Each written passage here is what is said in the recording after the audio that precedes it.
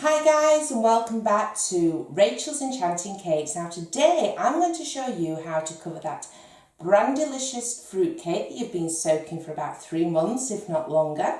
I do have that on a separate tutorial which I will leave in the link just under this video. So what are you going to need to cover this fruit cake correctly? Icing sugar, some golden marzipan. You can use the white one if you prefer. I like the golden one. I feel like it's more traditional. It's very almondy. It's gorgeous. Some apricot jam. And finally, now you've seen me use these an awful lot in other videos. These are called spacers. And basically what you do when you're rolling your marzipan or your fondant in between the spacers, it ends up exactly 5 millimeters thick. It's a great way to get an even covering on all of your cakes.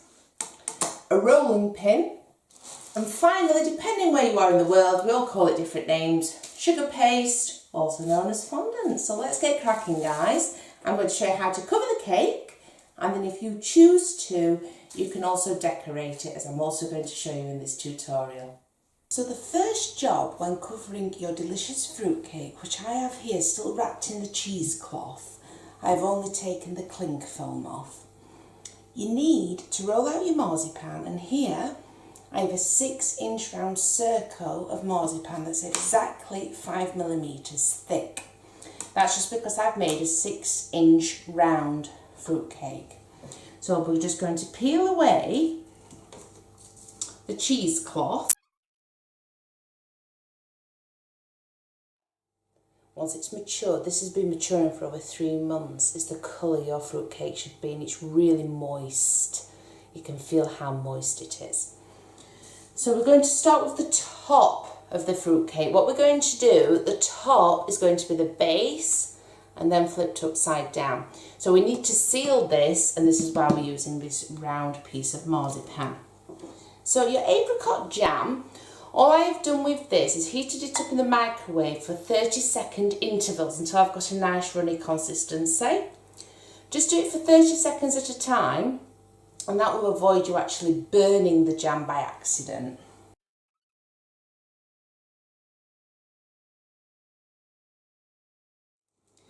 Now I find the easiest way for me is to do this the opposite way around. So I'm actually going to take off the fruit cake, and shall just place that there.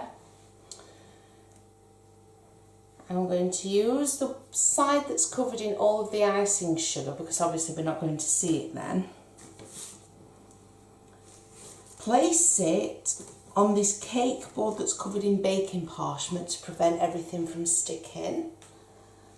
Turn it upside down, so that's the part that's got the apricot jam on, and just place it on top. As simple as that. Now I'm just going to move these out of the way, because you're going to be thinking, well, if I lift this up,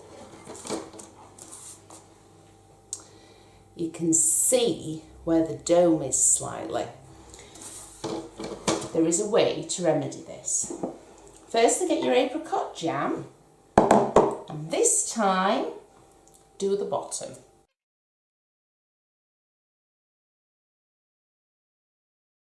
Okay, because it's not just the top of the cake we're wanting to seal here, it's underneath. This cake's going to last for months, years. It's been matured and preserved in the brandy. So now we need to cover this with icing to keep that maturity and to keep it preserved. So with some leftover marzipan, all you do is roll sausage shapes.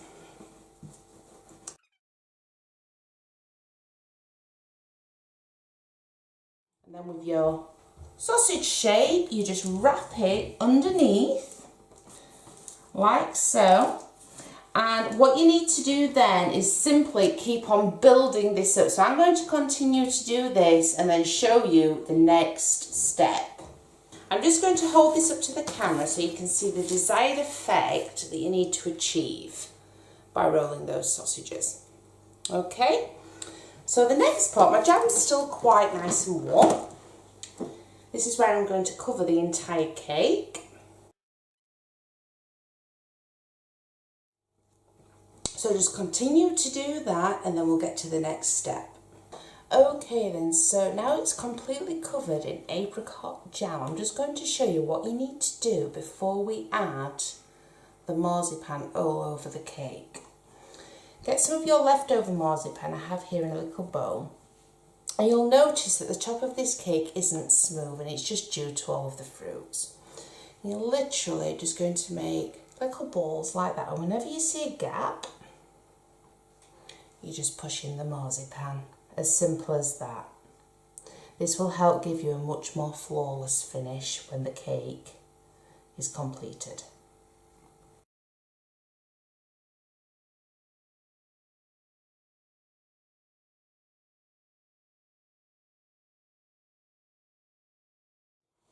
Perfect. Now we're going to cover the entire cake with the marzipan. So all I've done here is rolled 700 gram of golden marzipan, again in between my spaces. I have a couple of smoothers ready for the cake and a knife, that is all you need. So just gently lift up your marzipan and place it over your cake. I do have a separate tutorial on how to cover a round cake. I can also add the link for that to you in the comments. But basically, it's just a case of negotiating the pleats. As you can see, there's more than enough marzipan here. You have to remember we are covering this again with sugar paste. But we still want it. This is a bit like what you do to a Victoria sponge when you're crumb coating. You're just wanting to give your icing something to stick to, but you're also wanting to make underneath just that little bit smoother, but the sugar paste finishes everything off perfectly for you. So all I was doing whilst the camera was off, so I didn't bore you to death, was negotiating these pleats at the bottom. Now this marzipan is getting a little sticky now because I have been touching it. So I find if you just cover it with a little bit of icing sugar, then makes it workable again. So now it's time for the smoothers. And you just go around the edges of your cake. As simple as that.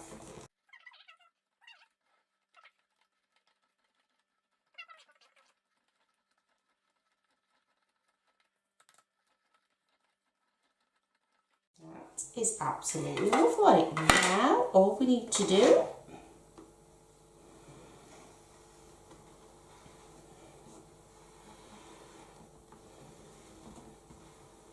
the remaining marzipan, check the best before date, and it can always be used on another one of your delicious fruit cakes.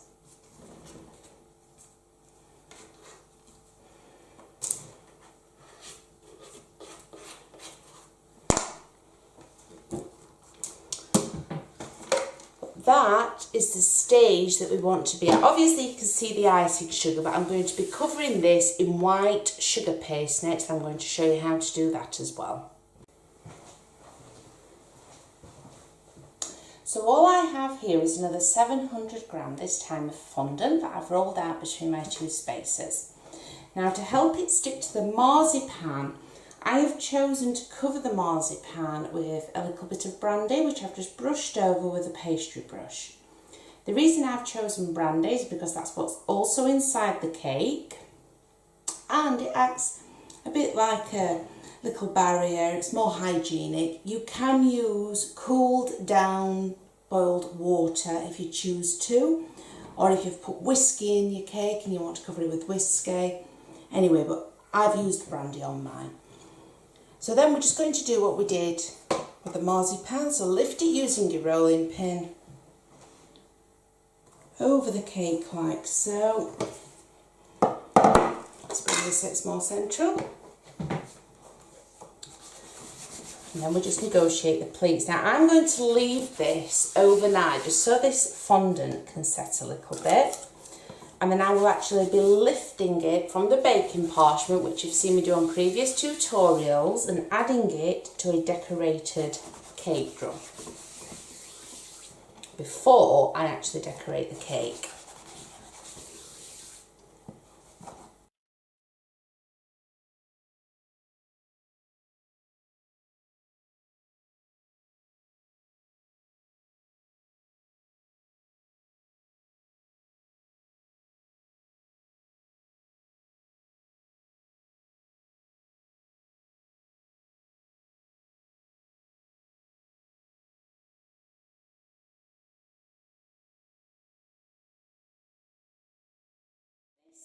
can be used again. We'll just wrap it up in a food grade bag, and there you have it.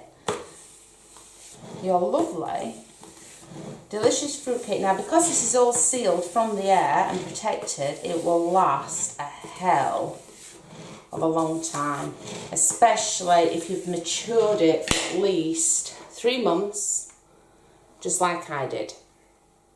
You can mature them for longer. The longer they've been matured for, the nicer they taste.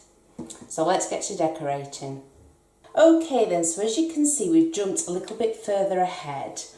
This is what I'm going to show you how to produce next, before, if I just get really close up to the camera, with the snowflakes, the best way to place the ribbon on there, before I show you how to do that lovely 3D Christmas tree. So, I'm going to start with the ribbon. I have some here as an example. The best way to place ribbon onto a cake is to simply place it in some water. This is cooled down boiled water, like so. Have some kitchen roll just here. I'm just going to dab off the excess. And then you literally, now I'm not going to place it on this cake obviously, but this is how I have done the base for it. You literally just place it onto the cake and it will stick beautifully. But when the ribbon starts to dry, you won't end up with different coloured patches if you've tried to do it like that before. And that's how I've got the ribbon on the base of this cake. So that's the first thing you want to do. If we just move that out of the way. Okay, then you'll notice I don't have an S on here. It says Merry Christmas and we need an S. I'm going to show you what I've used for that. I love these. These are called click sticks. You can get them in many different fonts. I've chosen this one just because I think it's quite bold and stands out, but if you shop for them online, you'll easily find them. And basically, when you push down and cut out, you then push. You won't see that until I actually do it, but it helps the lettering come out much easier. So I've got my light blue ready here. This is modelling paste that I am using as well, rather than fondant. I find modelling paste much easier to work with. You can pick the letters up much easier and place them on the board without distorting them. I do have a separate tutorial on this channel on how to make your own modelling paste, which is much more cost effective than actually buying it pre-made. So I've rolled this out fairly thin. I've got my S, and you literally just push down. Don't have much room here, I don't want to knock anything off. Like so. Turn it upside down, and then I like to use my finger. So if I show it towards the camera, just there, and rub my finger over it before I peel the outside part away, because then you know you've cut it properly. Okay, move that to one side, and you literally just push it out. Like so. And it doesn't distort half as much as it would if it was fondant. So a little bit of edible glue. I like to buy mine ready-made. You can make your own using Tylo powder, but you'll find the busier you are as a baker, the more work you have on, it might cost you a little bit more to buy the edible glue ready-made, but it saves on time, and that's what it's all about as a baker, having enough time. I'm just going to place my S on, just here. I've already stuck on all the other letters. If you leave these letters on your board just to set, just for a little bit longer, they'll be a lot easier to move. Even though that was fairly easy anyway, you will find them easier to move. Okay then, so your snowflakes, the next part. These plunger cutters are fantastic. Many different places sell them, including a place called Lakeland. If you're in the UK, you can buy them on Amazon. You literally cut, push down, and then plunge it out. I don't know if you can see that moving. So again, none of the work gets stuck inside the cutter. So I've chosen plunger cutters. You can use many different types of cutters, but these are my particular favourite. So what have I done for the snowflakes? So you see how I'm rubbing it on my surface board like so. Now what I'm going to do, I'm going to use my finger again. If you are using metal cutters, then you need to be extremely careful if you're doing this. But it's just to make sure you've got a nice clean cut. And then you just pull it all the way. Look at that, it's beautiful. Now when I'm plunging, I'm going to put a little bit of force on the top. And if I lift that up to the camera now, you'll see that it's been embossed slightly. That's due to the plunger cutter. Now these edible balls I actually absolutely love. I've got a couple of different sizes here, a larger one and a slightly smaller one. You don't need to use the edible balls. In the UK, these are classed as completely edible, but I am aware now that in some states of America, they are classed as food contact. You could still use them if they're only on your snowflakes, because then the customer can always pull off the snowflakes before cutting into their cake. So all I've done with these guys, again, a little bit of edible glue. And I've just placed them where I've wanted to. So with this one, I shall pick it up so you can see what I'm doing an awful lot better. I want one in the centre and some on the side. So I'm just placing my glue on there, like so. Also, these can be very, very messy. They like to go everywhere. They do with me anyway. Okay, and it's just a simple case. I'm going to do this on the board. You literally just pick up a few balls, place them where you want to. Obviously, this can be quite time consuming if you're doing a lot of snowflakes and you've also got a lot of cake orders on. So I find doing things in batches. So cover all your cakes at once, then do all the snowflakes at once, do all the lettering at once, and you'll save time and pots. So there we go. It really is as simple as that, and it really does help with the added effect. So I think I'm going to place it around here on this side. And just simply place on the snowflake. And there we go. It's really starting to take shape, yet everything on there is extremely simple and easy to do, as long as you have the right equipment. So now I'm going to show you how to make that stunning 3D Christmas tree. For the Christmas tree, as you can see, I've already prepared everything. I'm going to show you exactly what you need and what to do, and then how to assemble it. But for that, I'm going to zoom right into the cake so you can see everything correctly. So what have I used? Well, all you need really are star cutters. The set I have chosen to use is by Lakeland. I'll show you that. You see how you can create a Christmas tree using cookies? And that was my idea initially with the fondant. So all I've done, I have chosen only a few, 4 of the cutters. As you can see, they're just stars, but they're all different sizes. And I've cut 3 out of each. This is again gum paste that I have used, or also known as modelling paste. And as you can see, I'm still using it whilst it's soft. That's what I want to do. And I've also placed an edible silver ball in each one. Those are going to be my baubles. So that's all you need for the main assembly of the Christmas tree. You'll also want, I'm using a teddy bear brown ready-made fondant. That's just going to be for the stump of my tree on the base. And just to help hold everything together, I have got a small lollipop stick. It does not need to be the height of the tree. It's just to hold the main bulk together. You don't have to worry about the weight of this fondant because it's going on a fruit cake. There is nothing in there to bulge. You can put on as much as you want. Edible glue, again, I'm going to use that to stick the tree together, but you'll also need it to add these balls. And finally, with the smaller star, I have made a little topper. This has been placed onto a cocktail stick. All of these have been rolled between those spaces that I always use. And then I have just used some rainbow dust food contact glitter. So this is not classed as edible but can easily be removed from the cake. The final thing you're going to need is a brush.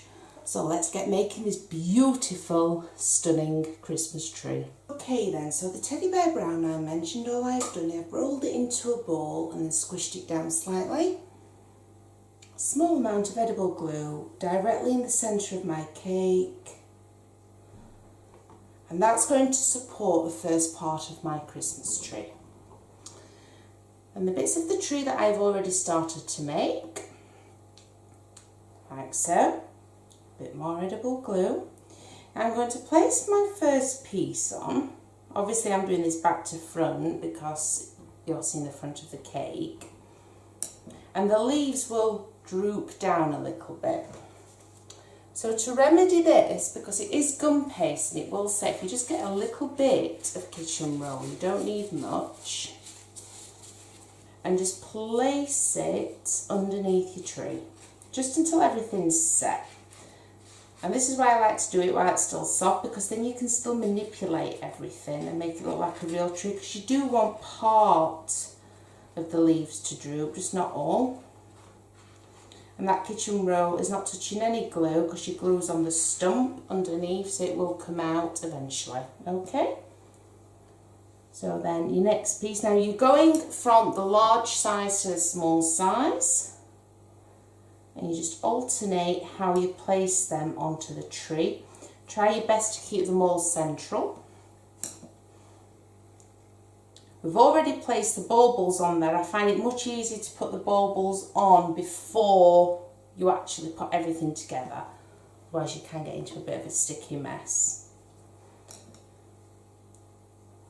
Okay, and you literally just keep building your Christmas tree up. It's so simple yet so effective, and if you're a beginner baker, this will stun absolutely everybody. Okay. Now before I start on the last set of stars, I'm now going to insert my lollipop stick. This is just going to help prevent things from moving around. Now that has definitely gone into the cake, I felt it go in. But like I said, your lollipop stick does not need to go all the way to the top. You've used gum paste. Gum paste is very sturdy once it's set. Also known as modelling paste, and as I have mentioned previously, I do have a separate tutorial on making your own rather than actually buying it, which works out an awful lot cheaper. And as you can see just how beautiful this is starting to take shape now. You wouldn't think something as simple as a star shape could create something so stunning. If you wanted to, I'm not going to in this tutorial, but another idea is to make some little fondant presents. Just little squares, cover them in food contact glitter again and place them under the tree. Okay, so I'm on the last few stars now, the smaller ones for the top. Trying to keep everything central again. It looks it, when I look down from the top, it looks perfect. It does look central. Okay, and that's my final star. Now I'm just going to push that down because it's actually, you'll notice in lollipop sticks or in most of them, and these ones I have, there's a slight hole in the centre, and that is where I'm going to place my cocktail stick. So I'm going to put a few more on. So the star that we made with the food contact glitter, make sure it's facing the front. Oopsie daisy. I'm not actually going to put it through the centre of the lollipop stick. I'm going to do what I've always done in the past and place it straight into the fondant gum paste, but like I mentioned before, it is food contact glitter that I have used. So if you choose to do the same, you just have to explain this to the customer, maybe have it on your paperwork, if that makes you feel more comfortable. So there you have it, there's your decorated fruitcake. Really simple, yet incredibly effective. I'm just going to lift it all to the camera so that you can see everything. Now there's one more thing missing from this, and it is very messy, I'm not going to lie, but it's fantastic. Claire Bowman, who also does the cake lace, has decided to do her own little edible lustre dust, but in a pump. So you can pump it onto the cakes and it just adds that perfect Christmassy finish. But like I mentioned earlier, it goes absolutely everywhere. So let's give it the final finishing touch. It doesn't need much, but that is perfect. Now what I'm going to do is leave this for about 12 hours and then I shall take away this piece of kitchen roll underneath and the leaves will not droop because I've chosen to use modelling paste. Happy baking everyone and Merry Christmas. I'll be back very shortly with more tutorials. Take care guys and have a great one.